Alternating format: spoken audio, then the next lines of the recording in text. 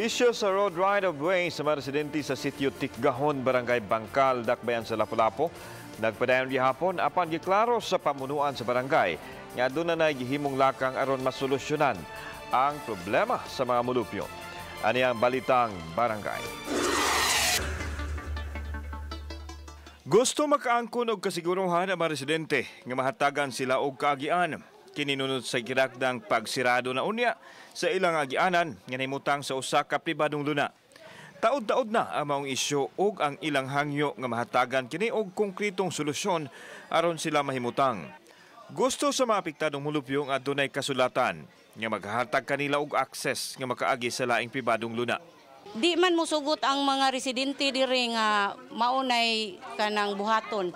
Nangita man sila og kasulatan jud gikan sa barangay nga makaagi mi dinhi sa tunga mintras nagprocess pa sila didto sa kanang ilang gi-promise nga agianan diha sa kilid sa Jester.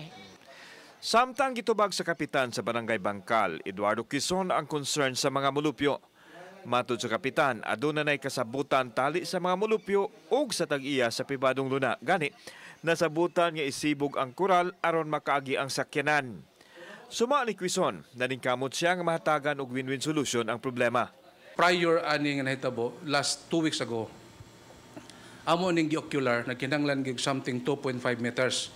Dunay duha ka balay nga napiktuhan, among gihangyo, gigastuhan namo ang pagbuak sa ilang balay. Kami nagpalit sa materialis, amo pag yung labor. Gipalitan pa nako na og duha ka top truck nga Durite nga filling materials.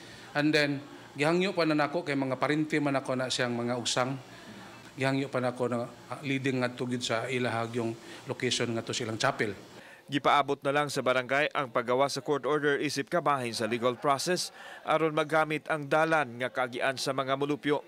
Sukad mibuto ang isyo, karon pa nakuhaan sa iyang habig ang kapitan, kinsa mi klaro nga wa niya pasagdi ang isyo sa taga-sitio Tikgahon, sukad siya milingkod isip Pangulo sa Barangay Bangkal.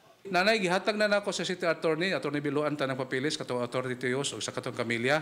Only lang, nga once nga mogamit mi, namanggoy something, duha ka file nga hollow blocks, nga di ko ganahan kay what if ikihan niya ako nila ako'y nagbutbuot akong gi-request si Attorney Biluan dito man akong konsel karon nga palihog i-fast track na nato ang atong petition ngadto sa korte sa branch 53 nga do na sila court order to allow us to use the property kay considering ang both parties adverse claimant ug ang existing nga party nga tag-iya ning allow naman.